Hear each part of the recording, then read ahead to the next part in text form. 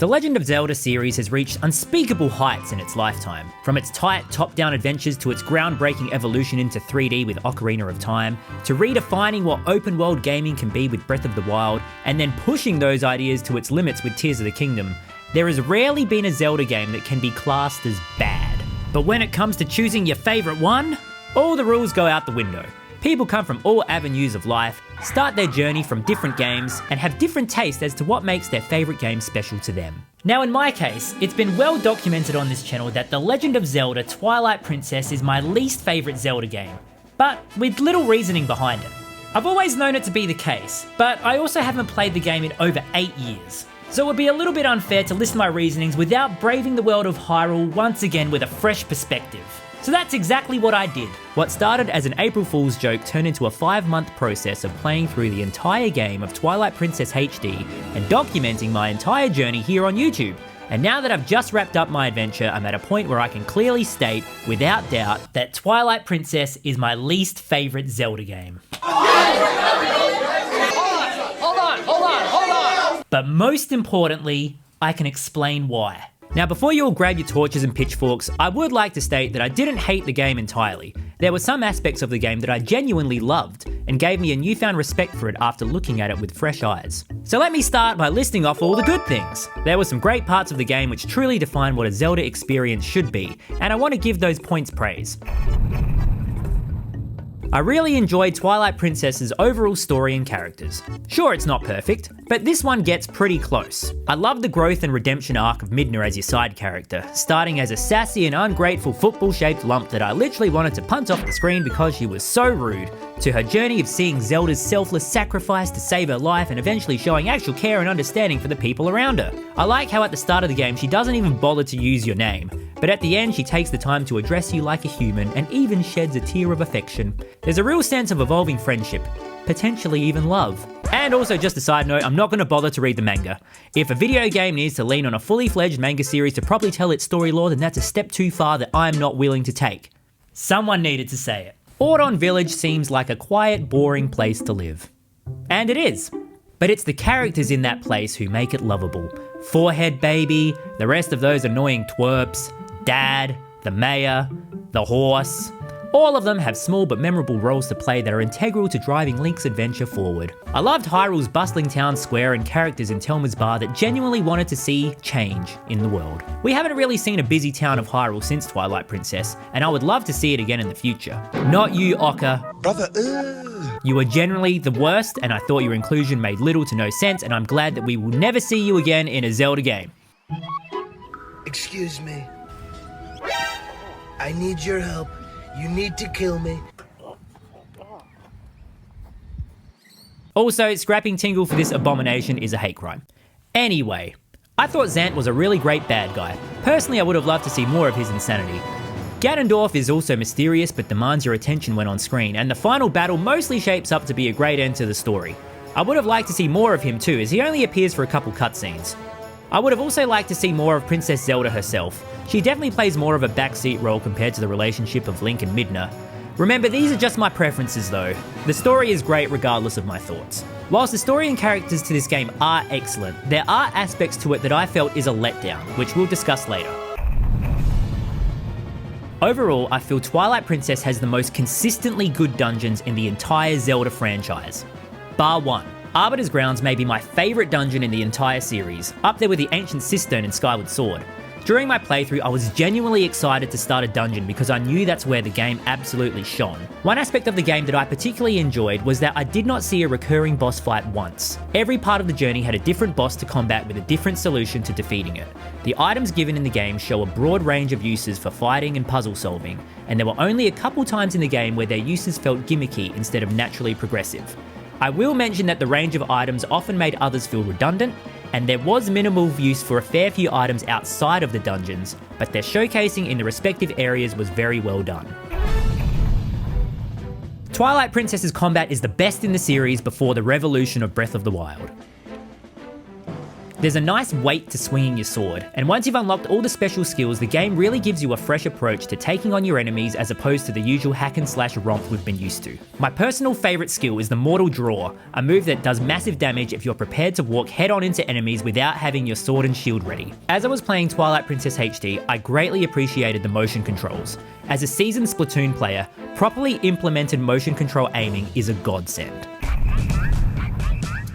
The music in Twilight Princess is great. I love Mellow Mart. I love the Overworld theme. There's not much else to say apart from it's great, like all the other games of the Legend of Zelda series. That was the good stuff. So now it's time for the not so good stuff. I'm going to be pretty blunt here. There's a fair bit. For every really good aspect of the game that gives the player an unrivaled sense of fun and adventure, there's an equally poor aspect weighing it down, which gave me an unrivaled sense of frustration and annoyance that I haven't experienced in other 3D Zelda outings. Over the course of my playthrough, at the end of each YouTube episode, I would give the experience I had a grade out of 100. After 26 episodes, here is my graph. For comparison's sake, I've also rated my enjoyment levels after a recent playthrough of The Wind Waker. Do you notice that there are some really good moments, such as Arbiter's Grounds, the Palace of Twilight, and honestly most of the dungeons bring about a spike in enjoyment here. But on the other hand, there are a multitude of gameplay elements that come together to create some mediocre and sometimes even really poor experiences that I did not enjoy.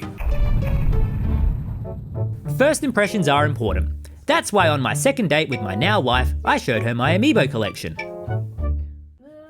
That's legitimately a true story. Twilight Princess's first impression is a tricky one, because I can see what Nintendo intended to do with its storytelling, but I don't feel like it was achieved properly compared to other Zelda outings like Wind Waker's more streamlined approach, or Skyward Sword's similarly slow start but a more direct focus on the narrative.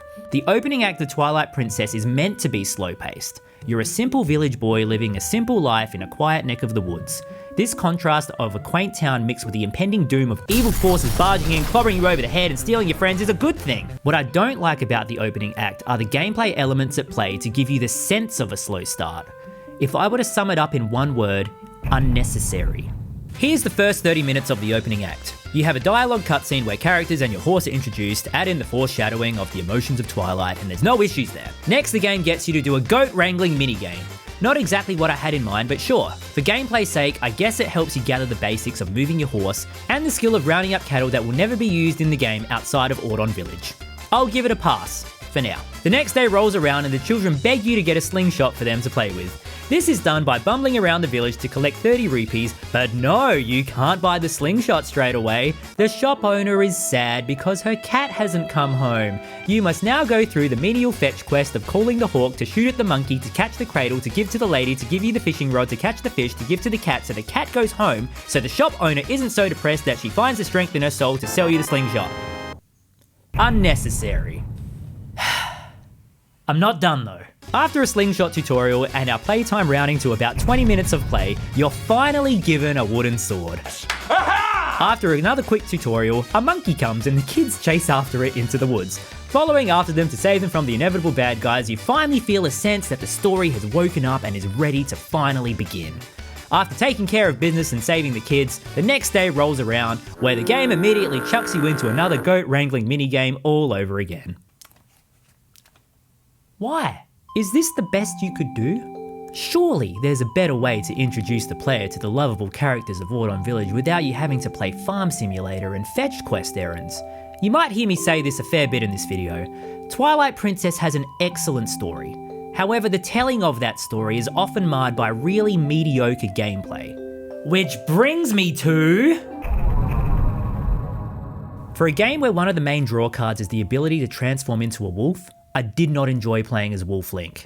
At all. Attacking feels weak, your strong attacks feel clunky and too similar to your regular attacks, and you feel utterly helpless at the start of the game until Midna gives you a strong lock-on attack which honestly feels jarring and unbelievable in a world of fantasy. I mentioned during my playthrough that the learning of the moves where Midna helps you requires you to literally fail at something before Midna taunts you and shows you how to do it properly. I get the game is showing you that you're utterly useless and need to depend on Midna if you want any hope of survival, but personally I just didn't like how forcing failure onto a player is necessary in portraying that. Moves are one thing, but the overall restrictiveness of Wolf Link left a lot to be desired. For the first half of the game, it forces large gameplay sections of Wolf Link upon you to progress the story, and these are an honest slog of an experience to get through and by far the most unenjoyable parts of Twilight Princess. All of these parts repeat navigating through the entire area in search of bugs to cleanse the area of evil spirits to restore the light so that you may regain your human form again. After 3 rounds of this, it was nowhere near more enjoyable than the first time and honestly a real dampener on the game. By the time being a wolf was an optional experience after the Master Sword, I would only resort to it when I absolutely had to, not because I wanted to. Video games are supposed to be fun. Wolf Link isn't. There's another aspect to Wolf Link that I find wildly inconsistent and often immersion breaking for me, and that's Midna's ability to help Wolf Link jump to hard to reach places. For a game set in a fantasy world full of magic, this gameplay element felt really out of place and shoehorned in just as a way to make traversal as Wolf remotely possible. These jumps can only be done in very specific locations, and they make you feel way more powerful than you should. The problem though, is that there are multiple areas that would actually benefit from these jumps, but the game picks and chooses where it can be done. Take this bridge for example. There's a Howling Stone there which will unlock a hidden skill if I get to it as Wolf Link. It would make every bit of logical sense for Midna to see that and think, we need that. I can help him cross the gap and learn a new move. But no, the game requires you to start the flow of water so that the bridge can rise and you can cross on foot. If you're going to put a mechanic this ridiculous into the game, make it consistently ridiculous. Even for games that have magic and fantasy, it requires a little bit of grounding so that people know the rules at play. Here's where for me, Twilight Princess goes all wrong. Back to my graph of enjoyment, there seems to be a trend where my enjoyment levels spike once I hit a dungeon.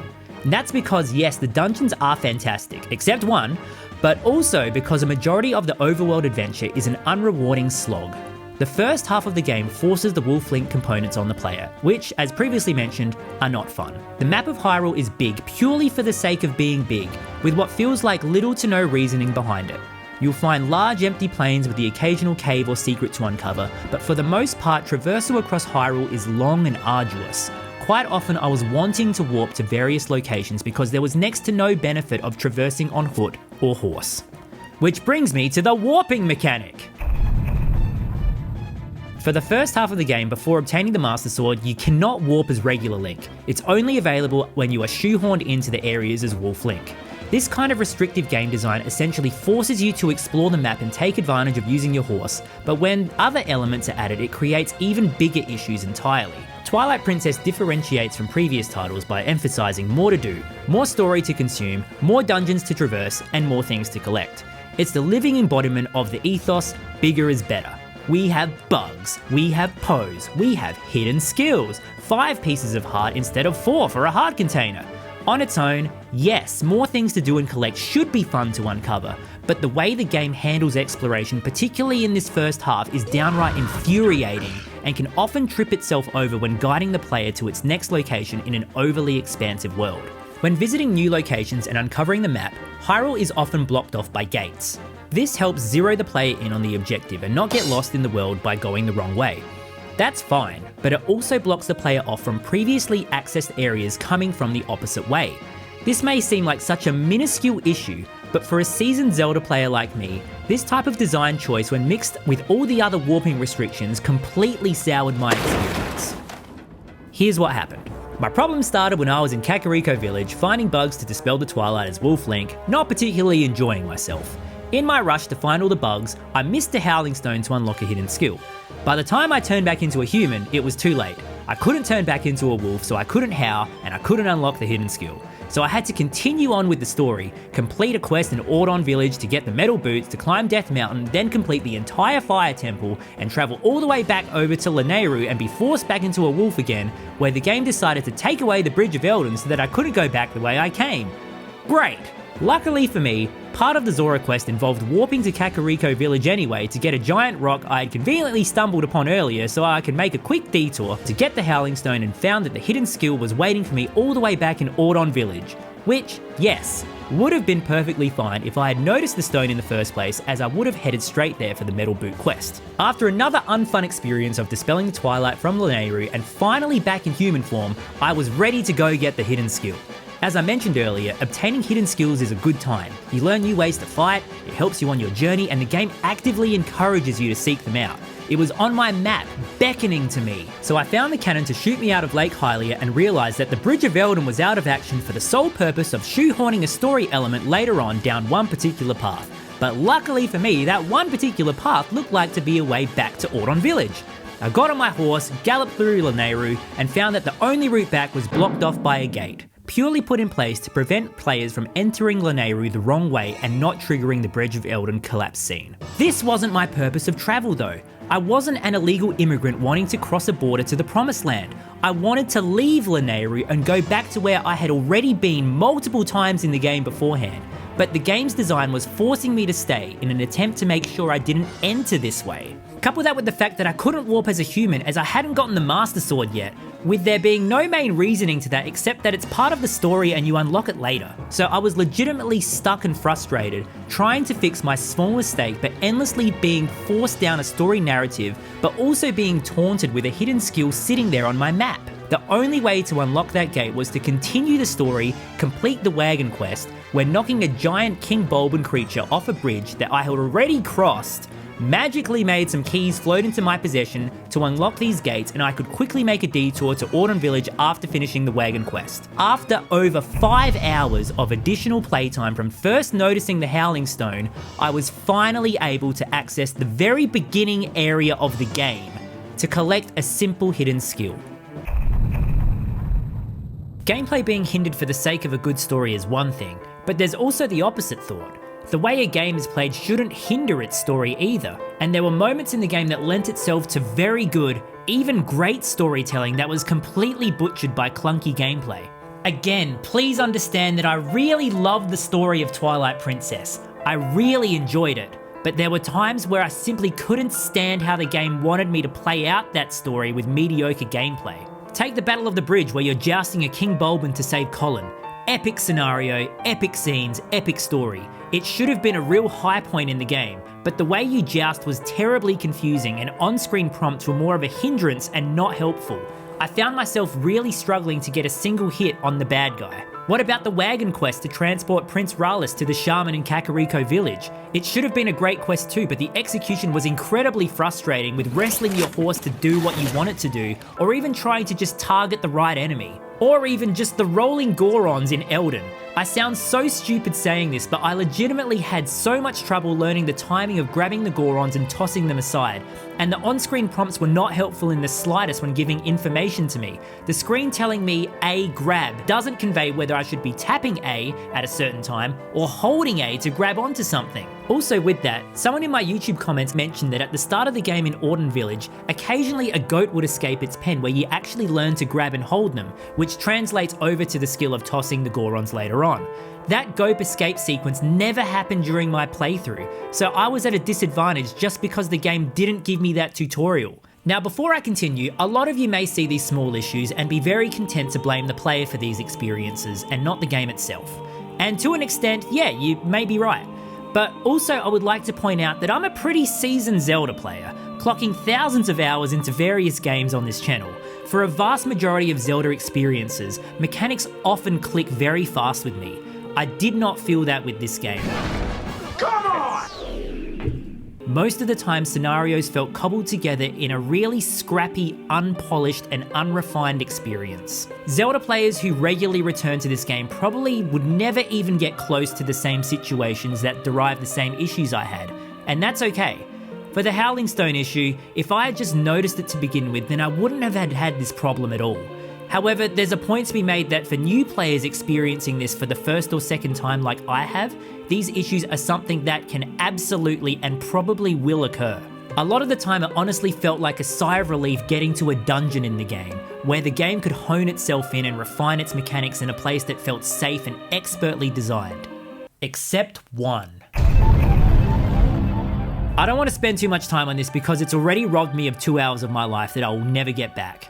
City in the Sky is the worst dungeon in the entire Zelda franchise, and it sticks out incredibly poorly compared to the others in the game. Every room looked too similar and confusing, And being a haven for the ochre whilst also having so many rooms with no actual flooring felt pretty unbelievable to the story. Mechanic-wise, I don't understand how people are begging Nintendo to bring back the claw shots after experiencing the city in the sky.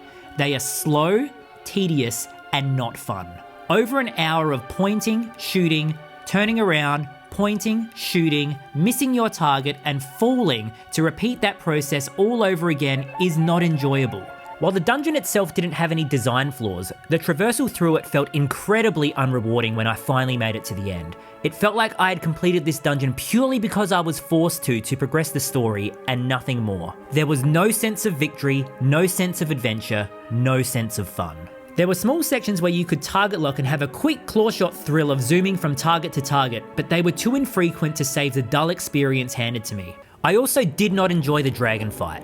Teasing a dragon at the start of the dungeon, which on paper should have been a total slam dunk, only having it be a drawn out point and click adventure involving way too much waiting for the cycle of attack to happen, and where the penalty of falling means climbing back up excruciatingly high towers with slow, arduous claw shots to inevitably rinse and repeat the cycle, is exceptionally poor. Along with my gate experience, this was by far my least enjoyable moment with the game.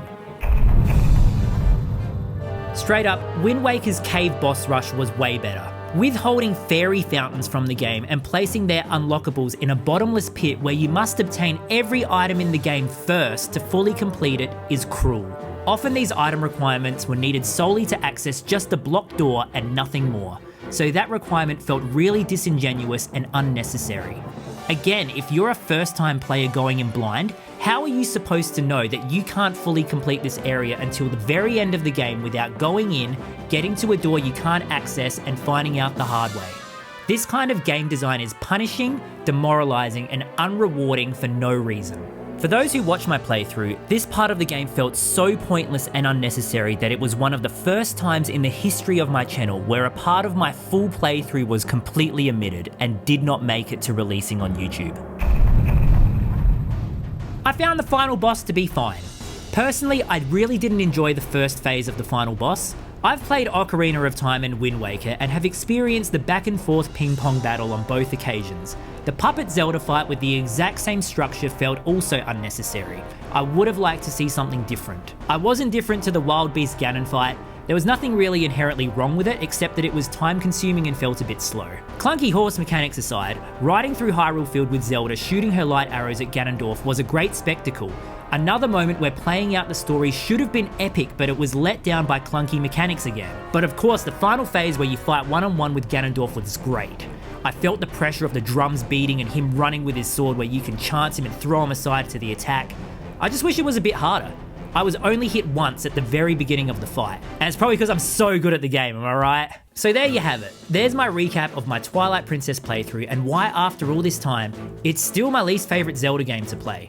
I appreciate the attempt to add more than previous entries, but often it fell flat and left me desiring the simple life of sailing through Wind Waker where finding collectibles wasn't as much of a chore. There were some aspects of the game that gave me a renewed sense of appreciation for it, and I will look back at those moments with fond memories. Dungeons were mostly fantastic, the story was phenomenal, and when it's firing on all cylinders, there are some moments which will stand out as exceptional Zelda experiences that remain unmatched by other entries. But with a video game, you have to take the good with the bad, and the amount of arduous, unfun, and infuriating scenarios weighs Twilight Princess down so much that it barely made those exceptional moments worth my time. I said at the start of this video that there are so many good Zelda games out there, so if I wanted to pick one to play through it, there are so many excellent choices to pick with much more consistent gameplay and storytelling that Twilight Princess would be my last one chosen. And that's simply why it's my least favourite Zelda game. What do you think of Twilight Princess? Are you a love it, hate it, or indifferent kind of person to it? If you've never played it before, I do encourage you to find a copy and play it yourself to form your own opinion instead of taking some 30-year-old's view as gospel. Which is what a lot of people seem to do for Zelda lore content creators, am I right? Thanks for watching, thanks for listening to my thoughts. Now, I can finally let this game rest.